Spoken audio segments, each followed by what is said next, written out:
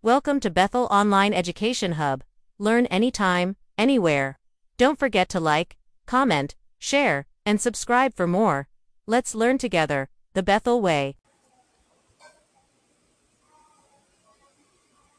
Good day, everyone. Today, we will explore an important and often challenging topic about social inequality. In every society, people do not have the same access to resources, opportunities, and privilege. Some enjoy wealth, education, and power, while others struggle to meet basic needs. These differences are not simply simplify the result of individuals' effort. They are shaped by long-standing social, economic, and political structures that create and maintain unequal condition. Understanding social inequality is essential because it affects how people live, work, and interact. It influences access to healthcare, education, employment, and even justice. In this lesson, we will examine the causes of inequality, its different forms, and impact on individuals and communities. By studying this, we can begin to think critically about how societies can become more fair, in, inclusive, and just for everyone. Now, let's talk about what is social inequality. Social inequality refers to the uneven distribution of resources, opportunities, and privilege among members of society. This advantage can take many forms, such as higher income, better education, stronger political influences, or greater social respect, and they often pass down across generation. This inequality is not simplified the result of personal's effort or talent. Instead, it is shaped by structural factors such as class, gender, ethnicity or race, and political influence. Social inequality affects more than just material wealth. It's also influence people's life or chances, like likelihood or achieving a good standard of living, being healthy, and participating fully in society. Over time, these differences can create deep divisions, making it harder for disadvantaged groups to break the cycle of poverty or marginalization. Now, let's talk about access to social, political, and symbolic capital. When we hear the word capital, many of us think about money or property.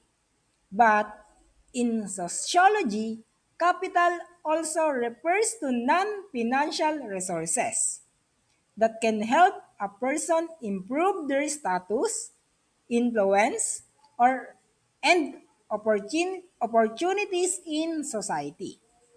These resources are just as valuable as money, sometimes even more, because they open doors to success and privilege and power. Now, let's talk about social capital. Social capital is built through our through our networks, connection, and relationships. It's not just about knowing a lot of people. It's about having strong, trustworthy ties with others who can provide help, information, or support when needed. For example, a student whose parents are friends with the company manager might get an internship more easily than others. Social capital grows through trust, reciprocity, reciprocity, and active participation in communities. Now, let's talk about political capital. Political capital is the influence and credibility of someone holds within decisions, making spaces for school organization to government offices. It comes from leadership roles, alliances, negotiation skills, and ability to mobilize people towards a goal. Politicians, activists, and even community leaders rely on political capital to advocate for change and policies. The more political capital you have, the greater your ability to shape rules, decisions, and outcomes that affect others. And now let's talk about symbolic capital. Symbolic capital refers to the recognition, prestige, and honor a person holds in the eye of society. This may came from titles, awards, achievements, or even social reputation. For instances, a teacher who is well respected for decades of services commands authority and respect in community. Symbolic capital gives legitimacy. It makes people more likely to listen to you and value your opinions. These forms of capital are not equally available to everyone. Factors such as family backgrounds, education, gender, ethnicity, and economic status can affect access. Some people are born with connections, influence, or prestige, while others must work hard to build them. This unequal distribution of social, political, and symbolic capital often leads to advantage for some and disadvantage for others, influencing who gets opportunities, recognition, and decision-making power. Now let's talk about what are the programs that government is undertaking to address these issues of inequalities. First, we have the Conditional Cash Transfer Program or the Pantawid Pamilyang Pilipino Program or the PORPIS. Reduce poverty by providing cash grants to poor households. Family receive monthly cash instances, assistance if they meet certain conditions like sending children to school, having regular health checkups, and attending family development sessions. It helps breaks the cycle of poverty by investing in children's education and health, giving them better opportunities in the future. Now let's talk about agrarian reform in the Philippines.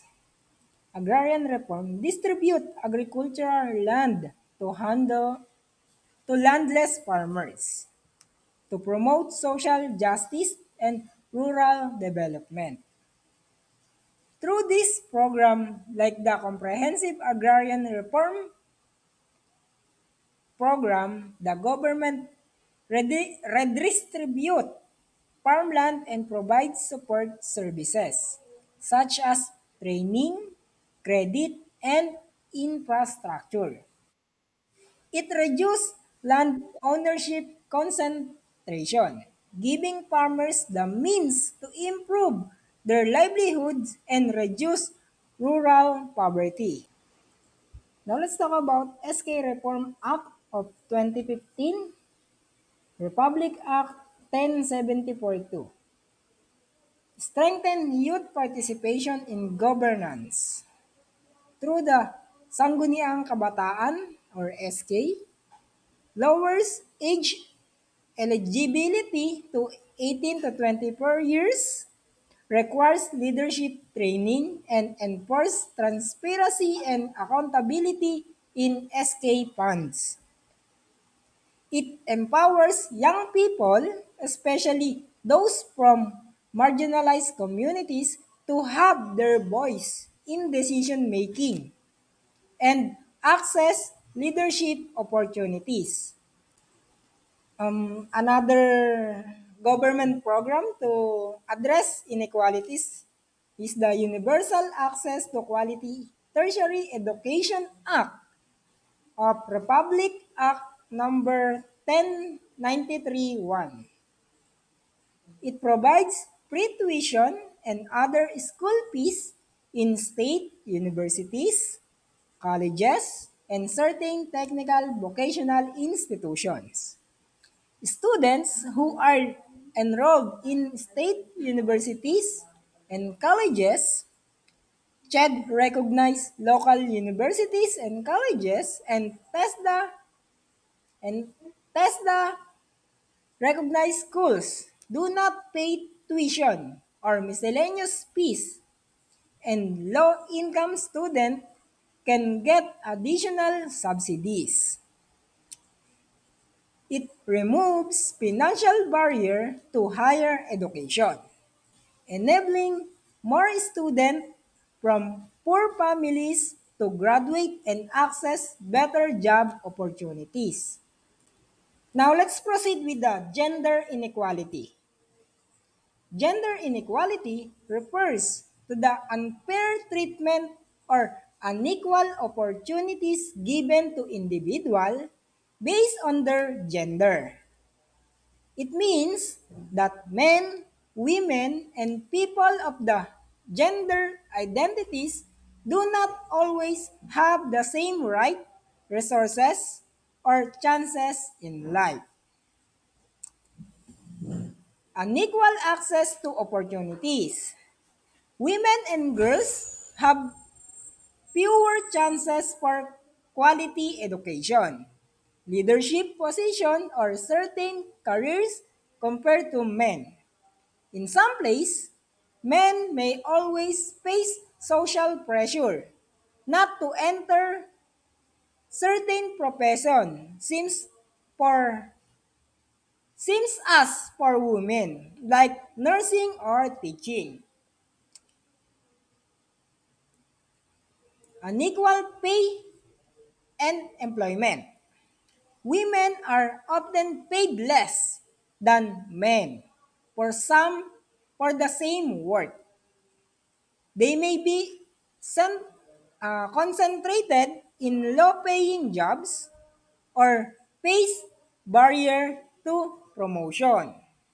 Another, unequal power and representation. Fewer women hold high-ranking positions in government, businesses, or decision-making roles. Their voice and needs may not be fully considered in law or policies. Next, cultural and social stereotypes. Gender roles can limit what people are allowed to do.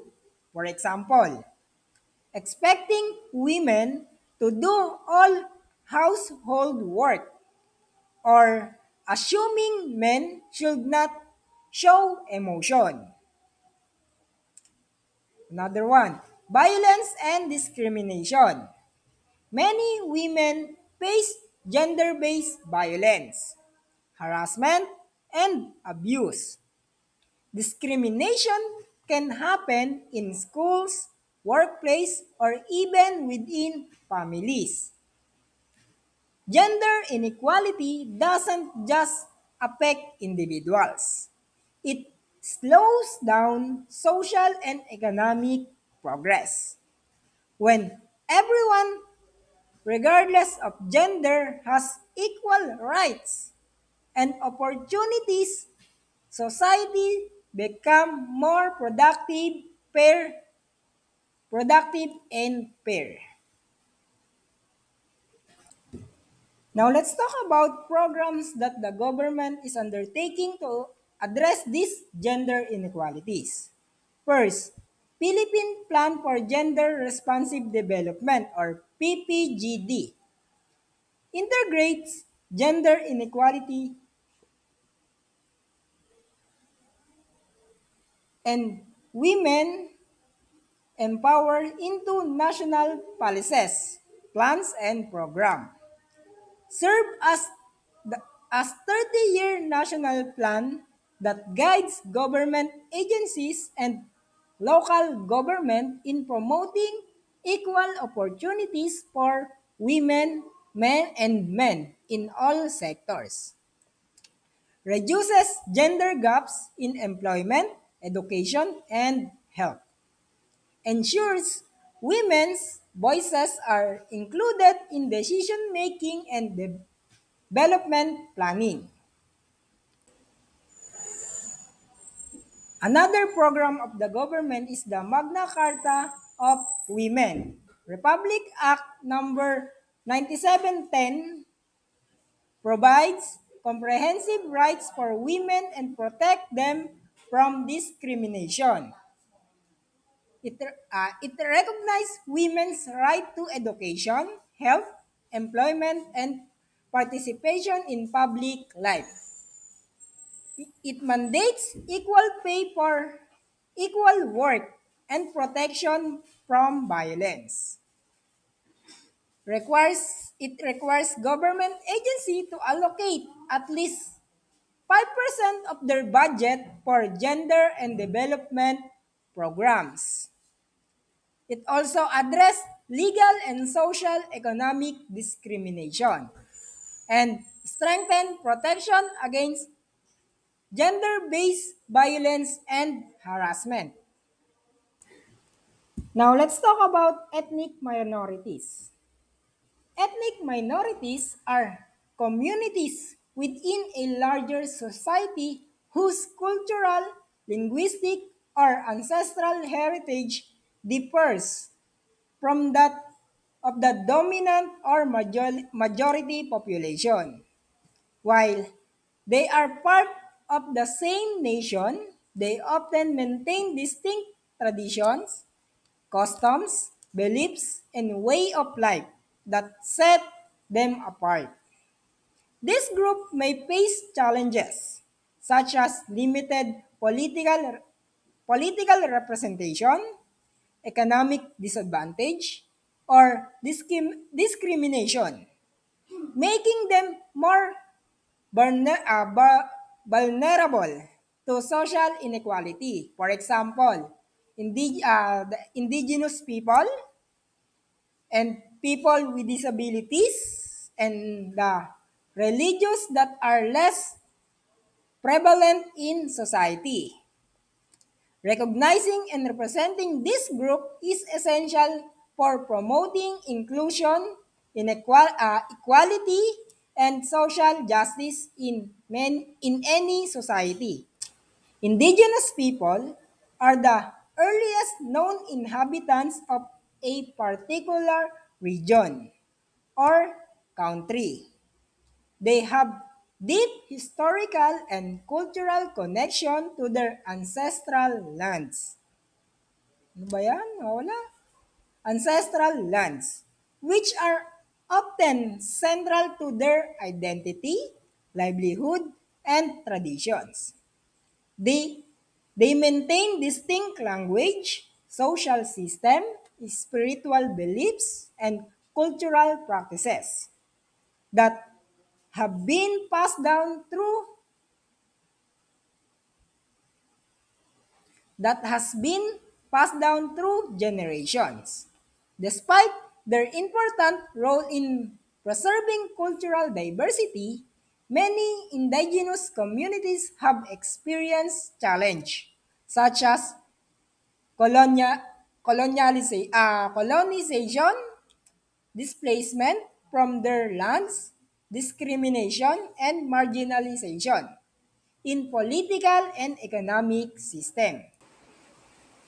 Today's effort to recognize and protect indigenous peoples' heritage, and self-determination are essential for promoting social justice and inequality. Here's, Here are some programs of government that protects indigenous people. First, Indigenous People Right Act of 1997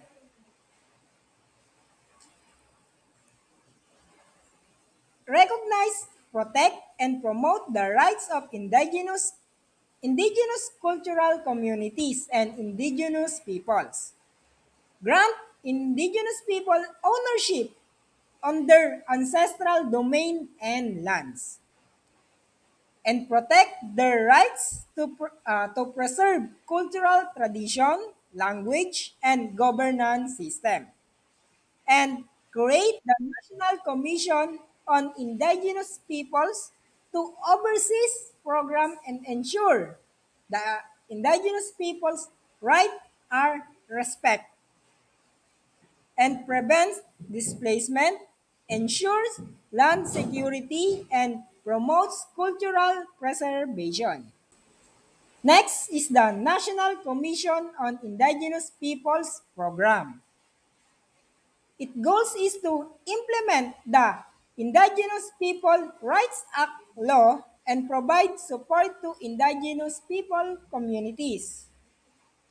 How it works. It offers scholarship and education assistance for indigenous people's youth, and it provides livelihood projects and capacity building training.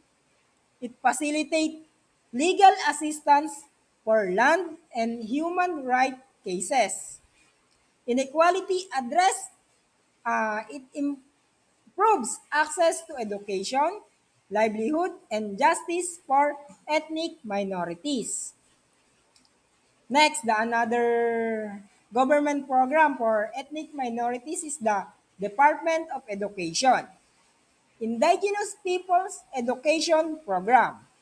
It provides culturally relevant and responsive education to indigenous people learner.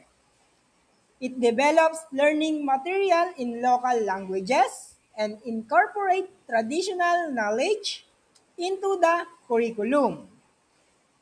Trains teachers to respect and adapt the indigenous people culture, and reduce educational barrier and helps preserve indigenous culture through the school system. Now let's talk about people with disabilities under the ethnic minorities. People with disabilities are individuals who have physical, sensory, and intellectual or psychosocial impairment that may affect their ability to carry out certain activities or participate fully in society. This impairment can be present from birth, result from illness or injury, or development over time. PWD often face barrier, not only physical, such as inaccessible building or lack of assistive device, but also including stereotypes, discrimination, and limited opportunities in education, employment, healthcare, and community life. Promoting accessibility, equal opportunities, and respect for diversity help ensures that PWD or person with disability can enjoy their rights, contribute to society, and live with dignity. Another ethnic minorities is the religious that less prevalent in societies. Religious that less prevalent in societies refers to the faith or spiritual tradition practiced by a smaller percentage of population in a given community or country. Followers of these religions may have unique beliefs, rituals, and customs that differ from the majority faith. Because these practices are less familiar to most people, they may experience misunderstanding, prejudice, stereotypes, or even social exclusion.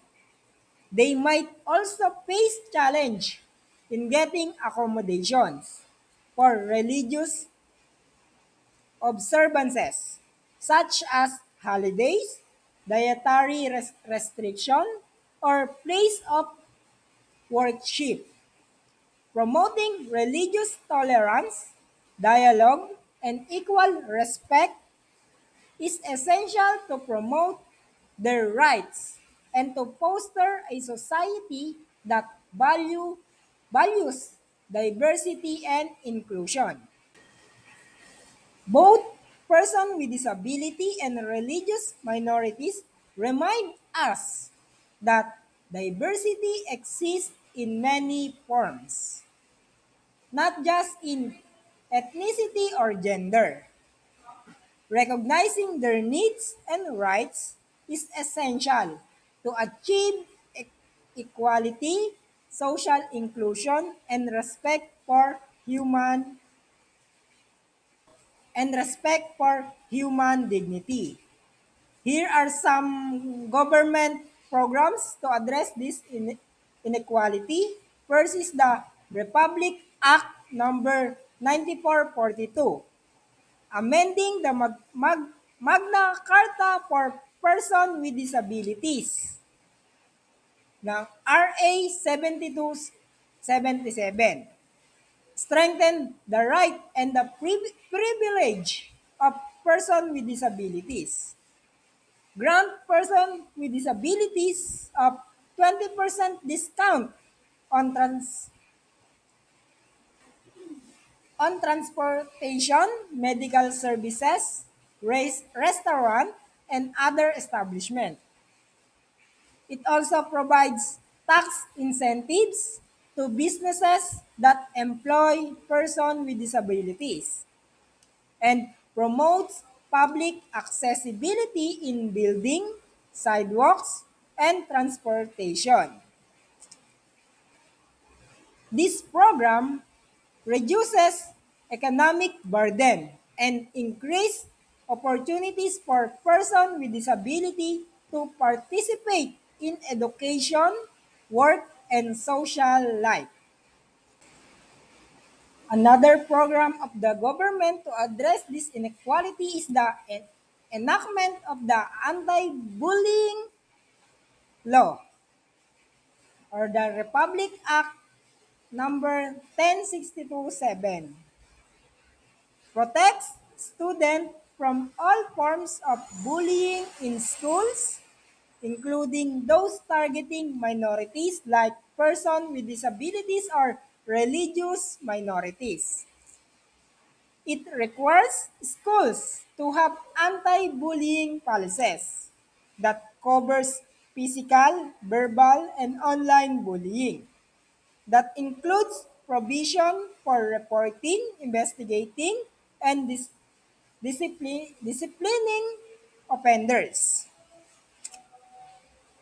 This creates a safer learning environment for vulnerable groups who might be bullied due to disabilities, religion, or other differences.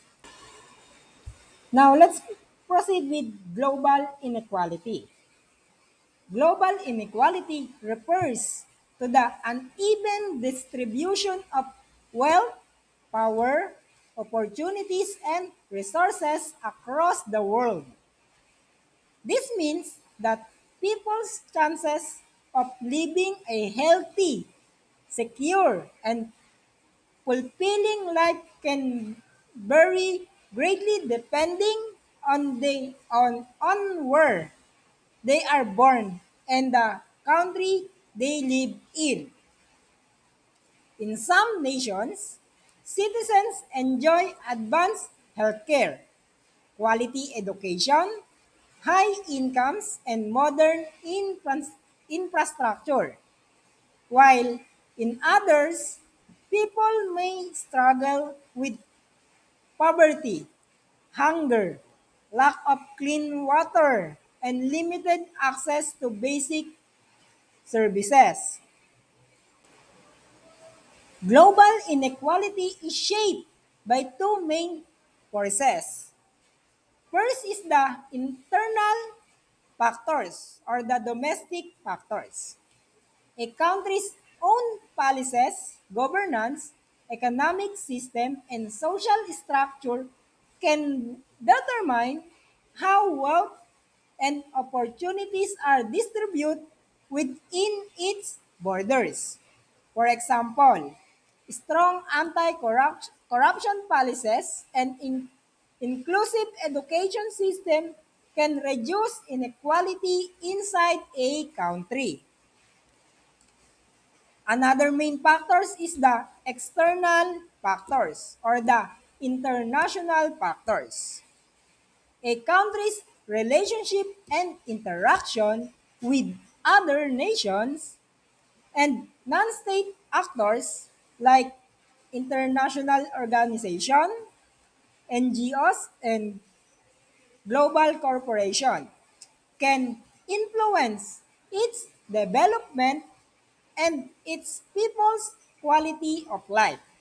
For example, fair trade agreement, foreign aid, technology sharing, and participation in high global climate initiatives can help developing countries grow. Because the world is highly interconnected through globalization, no country exists in isolation. Trade, migration, international policies, and global challenges like climate change and pandemics all link nations together.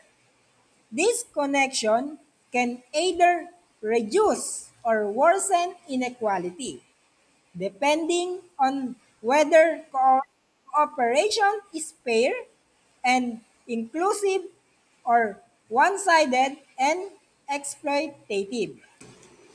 Now, let's talk about relationship between state and non-state actors. State actors are national governments and their official institutions or agencies, such as ministries, embassies, and departments like the Departments of Foreign Affairs or Department of Trade and Industry.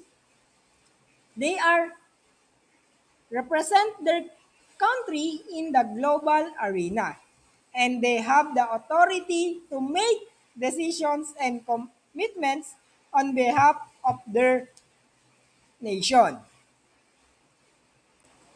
State actors' role in global community are make agreements and treaties with other country. For example, peace agreement, climate accords like the Paris Agreement, trade partnership can promote cooperation, reduce conflict, and ensure fair exchange of resources and benefits.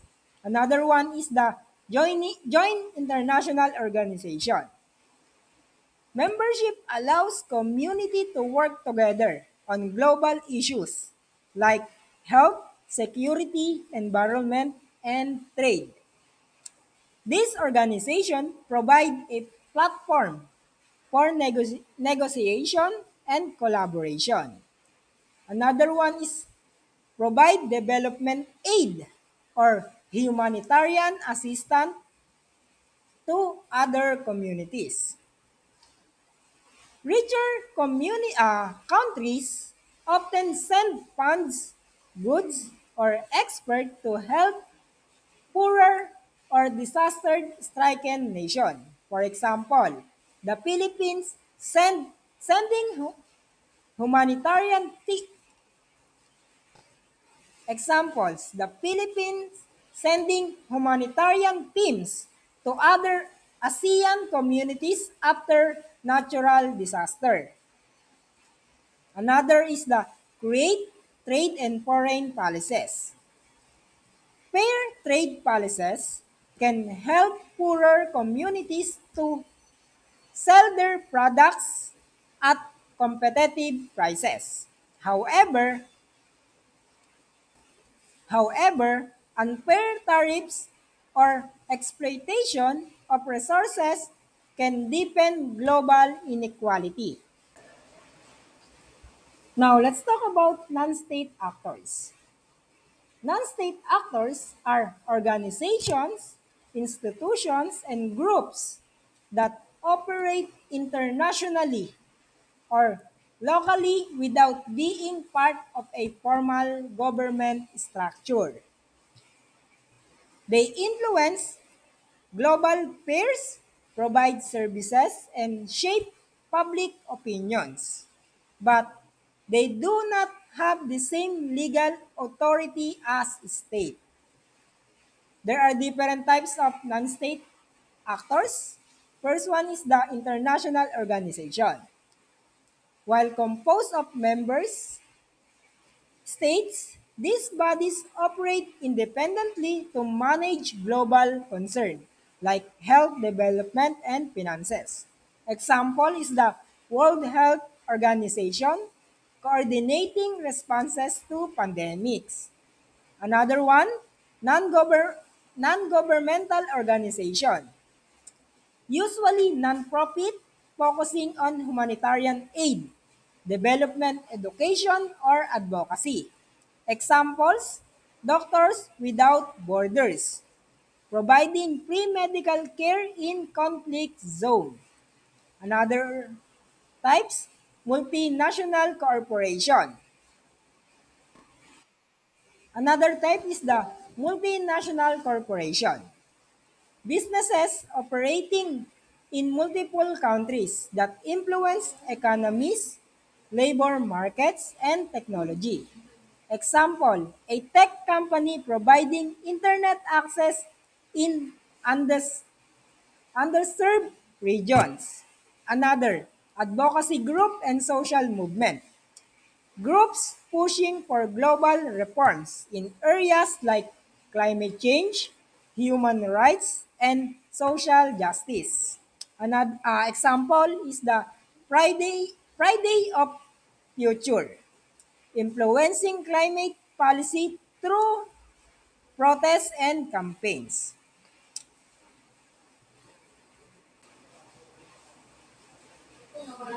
Now let's talk about ways to address global inequalities. First is the partnerships.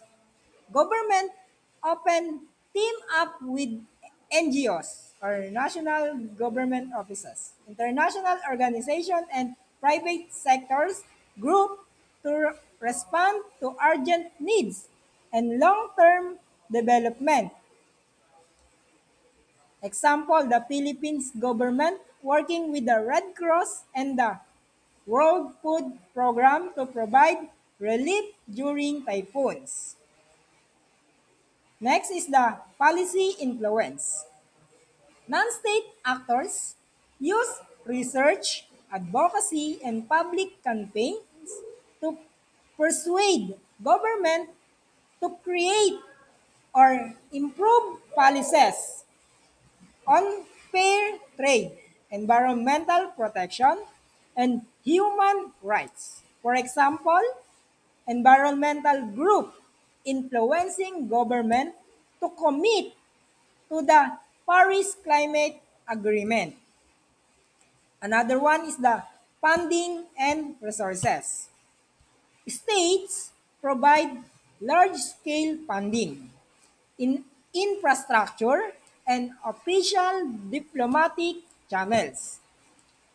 Non-state actors contribute specialized skills, technology, and community label access to implement programs directly. Example, a government funding a vaccination program while the NGO manage the distribution in remote village. Another one is the shared goals. Both works toward achieving global target like the United UN Sustainable Development Goals, which aim to end poverty, improve education, and protect the planet by 2030. Example scenario, a national disaster hits a developing country. State actors, the affected countries, government, allowing with foreign government, coordinate official aid, provide security, and manage overall response policies. While non-state actors like Oxfam and UN agencies like UNICEF deliver food, water, medical care, and shelter directly to communities.